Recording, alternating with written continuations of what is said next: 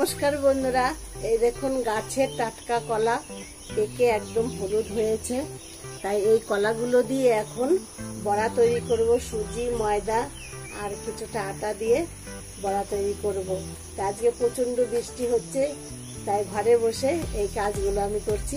কিভাবে করছি ভিডিওটি দেখতে থাকুন।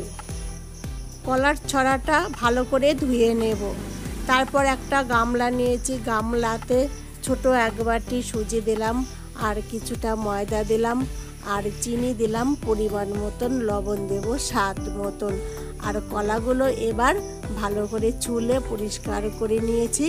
তারপরে কলাগুলো ভেঙে একটু চটকে সুজি আর ময়দা একটু আটা দিয়ে ভালো করে মিশিয়ে এবার কিছুক্ষণ এইভাবে মাখিয়ে নেব যতক্ষণ চিনিটা না গলছে। এতে চিনি দেওয়া আছে, একটু গলতে দেরি হবে। মেখে বেশ একটু ঢেকে রেখে দেব। তারপরে কড়াইতে তেল দিয়েছি, তেলটা গরম হতে হতে ততক্ষণে চিনিগুলো গলে যাবে। দেখুন বন্ধুরা, প্রচণ্ড বৃষ্টি আছে আর চারিদিকটা কীরকম গাছের পাতাতে একদম সবুজ হয়ে গেছে। এই দেখুন কড়াইতে তেল গরম হয়ে গেছে। এবার যে আমি কলার ইয়েটা মেখে নিয়েছিলাম সেটা একটু ভালো করে ছেনে এবার বেশ সুন্দর করে গোল গোল ছোট ছোট আকারে তেলের ভিতরে ছাড়ছি।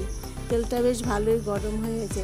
তো বন্ধুরা, আপনারাও কিন্তু বাড়িতে এইভাবে কলা দিয়ে যে কোনো সময় কয়েকটা বড়া তৈরি করে রেখে দিতে পারেন এবং 2-3 দিন ভালো মতনই খাওয়া যায়। তো এই বড়াগুলো গরম গরম অতটা টেস্ট লাগে না, বাসি হলে পরে খেতে কিন্তু খুব ভালো লাগে। তো বন্ধুরা, আমার এই কলার বড়া রেসিপিটি কেমন হয়েছে কমেন্ট করে জানাবেন। আশা করি আপনাদের সকলের ভালো লেগেছে। তো ভিডিওগুলো দেখবেন এবং বন্ধু বান্ধবকে শেয়ার করবেন। তো আপনারা কীরকম আছেন